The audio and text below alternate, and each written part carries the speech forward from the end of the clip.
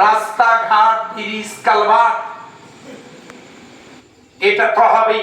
আমি আপনাদেরকে সাথে নিয়ে পীরগঞ্জে জেলা করার জন্য, পীরগঞ্জটাকে জেলা আমাদের কেন করতে হবে?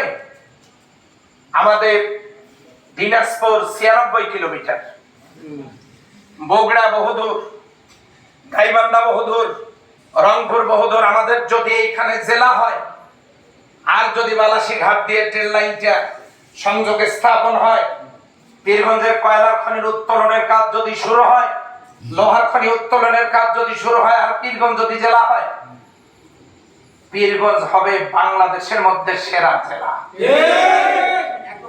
আপনাদেরকে সাথে নিয়ে সেই কাজটা আমি করা হাত দেবো ইনশাআল্লাহ। পীরগঞ্জে আমরা জেলার দাবিকে আন্দোলন করব, কয়লা খনি উত্তোলনের কাজে সরকারকে বাধ্য করব। সরকারের লাভ কি?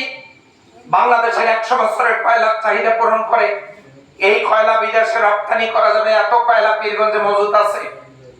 সুতরাং এটা উত্তোলনের কাজ হলে আমাদের পীরগঞ্জে কোনো অর্থনৈতিক সমস্যা তো থাকবেই না, বরং দেশের অর্থনীতি চাঙ্গা হবে। এগুলো পরিকল্পনা ভাই অন্যদের নাই, ওরা ওগুলো করবেও না, ওরা ওগুলো বলেও না। কারণ ওরা এগুলো করলে বিদেশে বাড়ি করবে কি দিয়া? হ্যাঁ, কোটি কোটি টাকা দুর্নীতি করবে কি দিয়া?